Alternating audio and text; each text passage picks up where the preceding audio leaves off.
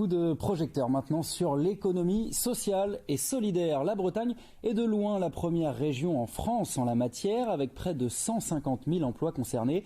Bilan salué aujourd'hui, regardé par la secrétaire d'État Olivia Grégoire en visite à Saint-Malo, une ville où l'on promeut par exemple le tourisme social.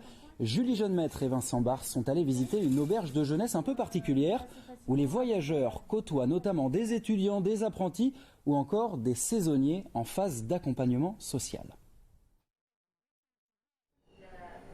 Valentin, étudiant et saisonnier cet été à Saint-Malo, vit au centre Patrick Varango depuis 1 an. Une résidence qu'il juge idéale pour faire ses premiers pas dans la vie en autonomie.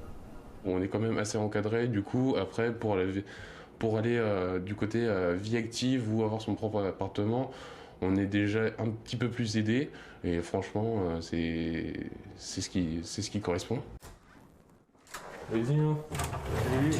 Comme Valentin, 75 jeunes sont accompagnés par le centre et logés à moindre coût.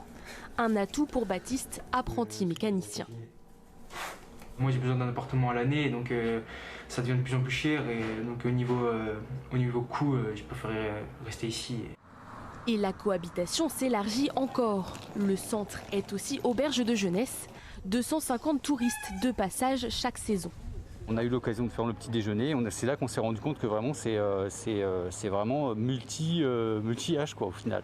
Et c'est vraiment très agréable, je trouve. Les personnes qui sont en tourisme vont nous poser des questions sur mais qu'est-ce que c'est que la résidence habitat jeune.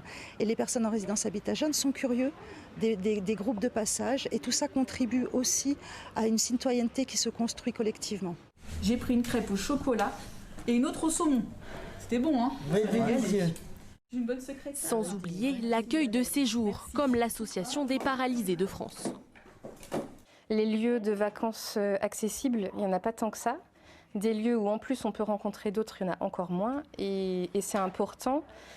Nous, on espère que ça va se développer encore plus parce que des lieux comme ça, c'est une chance pour nous. Après une année de crise sanitaire, le centre avait plus que jamais